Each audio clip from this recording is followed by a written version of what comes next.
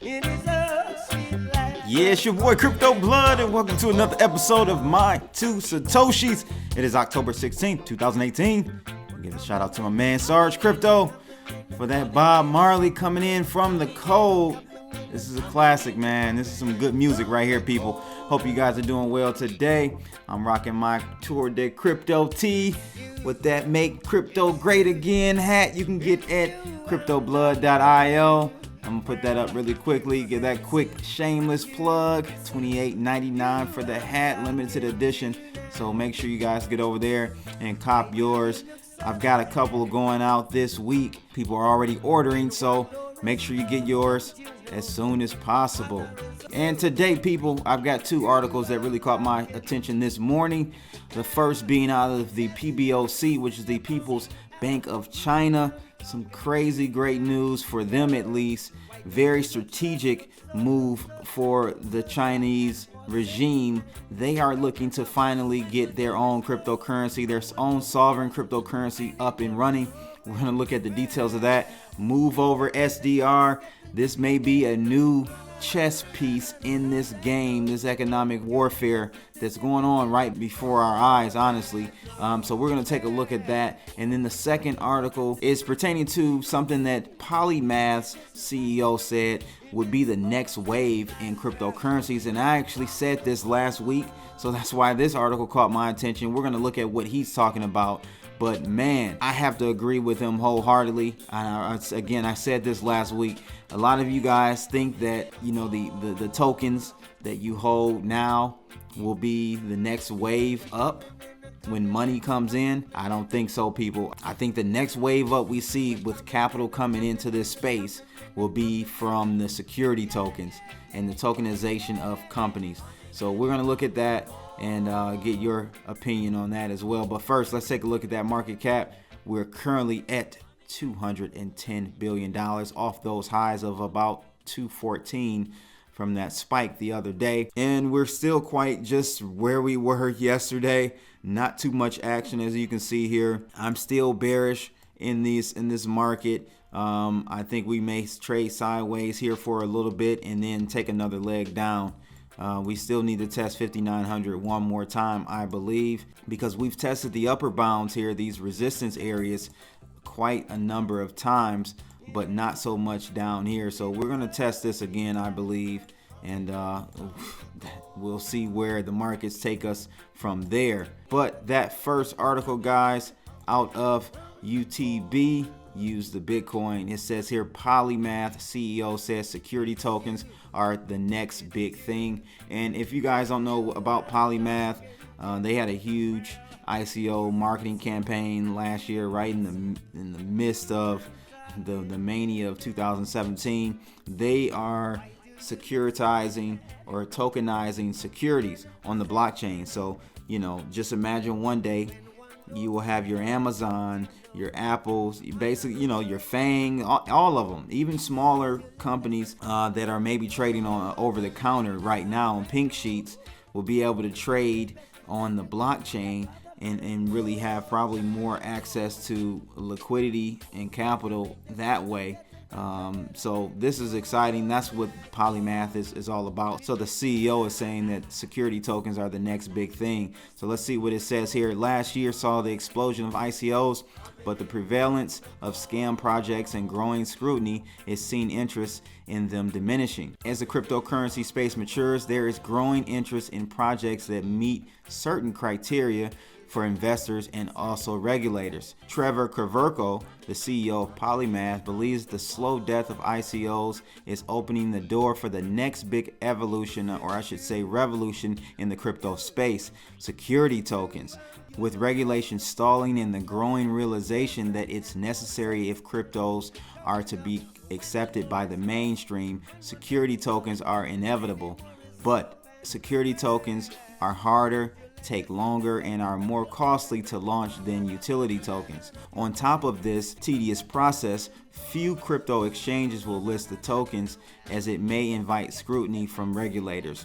The SEC already labels many of the existing tokens as securities, and whether issuers like it or not, they will have to start thinking along the same lines. Coverco, who runs Polymath, the largest securities token platform in existence, is excited about security tokens as they represent the next big wave in crypto. Polymath board of directors consists of big names in the crypto industry, with the likes of Eric Voorhees, Antonio DeLorio, and Patrick Byrne. Polymath provides issuers with the necessary technology to launch their own security tokens through the ST20 protocol. The platform also doesn't need one to be technically adept to launch their own token, which is great news for users. Coverco labels Polymath as the Ethereum of security tokens and believes the platform will enable trillions of dollars in financial securities to move to the blockchain. Trevor is also an investor in EOS, Ethereum, and Shapeshift.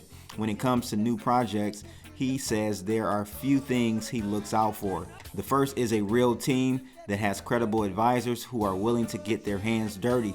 The second is a team dedicated to the project with a clear logical outline of the token mechanism and how the supply will change over time. And finally, a project with a strong underlying technology with the ability to stand out from the rest. So I was having a conversation with the individual last night in I think the Webbot crypto room, and I was talking about this very thing. Many people still feel like the next wave or the next run up in the crypto space is going to include the tokens that we all bought in 2017. I'm of the opinion that it won't. I think that the markets have matured a tad bit, and they've recognized that utility tokens at current valuations are probably still overpriced. I'm not saying they're all going to zero, but what I'm saying is we need to really look at, and we are, I think the markets are starting to do this. They're going to start pricing these utility tokens in the right manner, and the next time money comes in, it's going to be smart money, unlike 2017 was all dumb money. And what I mean by dumb money, not saying that people are dumb, it's just that that's the term used when it's the money coming in at the end of the cycle, right? So that money that came in 2017 were monies that were from more novice traders or investors or speculators in the crypto space. The next go round, guys, I'm telling you, the backed, the Coinbase, custodial, all those types of funds, when the smart money comes in to the space by the hundreds of billions and maybe even trillions, they're not going into utility tokens, guys. I'm sorry. They are going into STOs, vehicles like what Polymath is offering. So that's how you have to frame and think about things. That's where the smart money is going to come in. That's where the capital is going to go to work this next go round. So just keep that in mind. And you guys let me know your thoughts about that. Do you think on the next run up you will see a large inflow of capital going into the tokens and coins that we saw boom in 2017? Or is the capital going to head into more sophisticated tokens, individuals from the legacy system have a familiarity with as far as being able to place value on? I think that's the latter case is going to be what's going to happen. But you guys let me know your thoughts on that. I would love to hear it in the comments below. And the next article out of Bitcoin News, this PBOC is seeking cryptocurrency recruits to create digital coin. This is big news right here. I don't know how much coverage most crypto channels will give this, but this is huge news, especially for those who have been really following just the financial crisis of 2018 and what all of these governments are trying to do with the fiat race to the bottom. And you've got the SDR and all that, that Jim Rickers stuff. By the way, I'm blocked by Jim Rickers. Don't know why. I've never even commented about this dude, but I thought that was hilarious. But it says here, China's central bank is reportedly recruiting crypto experts to create its own cryptocurrency despite its less than favorable stance to the market. It says here, exploring the market, the People's Bank of China appears interested in developing its own cryptocurrency. This is according to job posts by the Digital Currency Research Institute of the PBOC, reports the South China Morning Post. The central bank is seeking talent that ranges from finance to cryptocurrency. The announcement made last Wednesday will see new hires from 2019. News of this may come as a shock to many. The PBOC hasn't been shy of hiding its feelings toward the cryptocurrency market. Last September, the central bank took the step of banning initial coin offerings in the country. Once a significant player in the market, the ban has seen platforms moving elsewhere. It also ordered Chinese crypto exchanges to cease operating services to domestic traders. However, while it has banned trading activities in the country for investors, it has been undertaking its own research into the market. In 2014, the PBOC began initiatives of establishing a research group.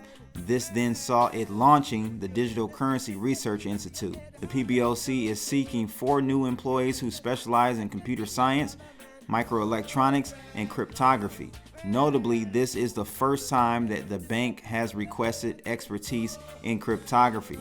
During the political gathering in Beijing in March, Zhao Zhangshang, the then chief of PBOC, said that digital money must ensure the smooth running of monetary and financial stability policies and at the same time protect consumers. It remains to be seen when China will release its own cryptocurrency, yet despite banning trading among the market, it's apparent that it sees the benefit in it.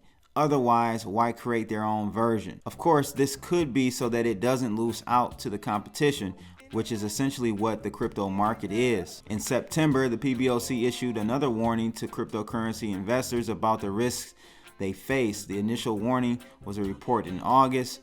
Yet, while the central bank may issue warnings, that doesn't mean that investors are taking notice. So much so that in the report from September, it noted that China's virtual investors are working hard to remain part of the financial revolution. So again, these are the small things. You know, a shift from an old monetary system doesn't happen overnight. It doesn't even happen in 10 years. It takes time, and it's a chess game that they're playing with one another. All of these countries, they're playing these games, trying to make a move, but still be covert about it. So what do you guys think? Is China really going to start developing their own cryptocurrency?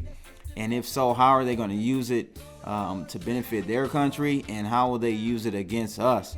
You know, with President Trump's tariff actions, in principle, I think they're a good idea. However, what I worry about is his administration, and is he looking at the unintended consequences from these hard-nosed tariff policies? You know, could this be one more thing that China is forced to do to kind of get away or get back at the U.S.? You guys let me know your thoughts about this. I think this is major news. And again, we may not see it come to fruition for another 5 years or so, but hey, China may not even want or need the SDR from the IMF. These are interesting times we're in, definitely, but really want to know what you guys think about it.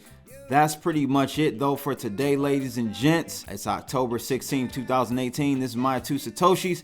Make sure you guys like and subscribe and click that bell. Share this video too. It'll greatly help me. It's your boy Crypto Blood. I'm out. Holla!